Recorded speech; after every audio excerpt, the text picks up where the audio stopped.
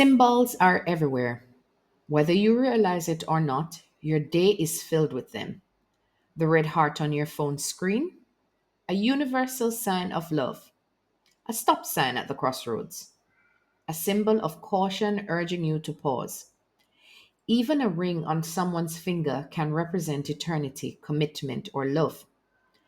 But symbols don't just belong to everyday life.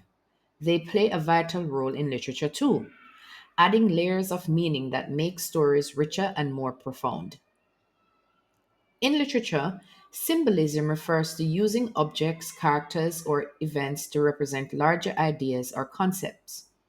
Put simply, a symbol is something that stands for something else. It could be an object, a color, a person, or even an action, anything that conveys meaning beyond its literal sense. Let's think about some examples from everyday life. Imagine a candle flickering in the dark. In one context, it might simply light a room, but in another, it might symbolize hope, persistence, or even life itself. A feather drifting on the wind could represent freedom, lightness, or perhaps a fleeting moment. These interpretations often depend on the context and the emotions they evoke in us. Now let's step into the world of literature, where symbols carry even greater weight. Take The Great Gatsby by F. Scott Fitzgerald, for instance. The green light at the end of Daisy's dock becomes much more than a beacon. It symbolizes Gatsby's dreams and desires, dreams that remain tantalizingly out of reach. Or consider Lord of the Flies by William Golding. The conch shell starts as a symbol of order and civilization, representing the boy's attempt to maintain structure. But as the story descends into chaos, the conch's destruction symbolizes the end of authority and the breakdown of societal norms. In To Kill a Mockingbird by Harper Lee, the mockingbird represents innocence, the idea of harming a mockingbird, a creature that does nothing but bring beauty to the world, becomes a metaphor for the injustice of hurting those who mean no harm. But how do you identify and analyze symbols in a text? Follow these steps. 1.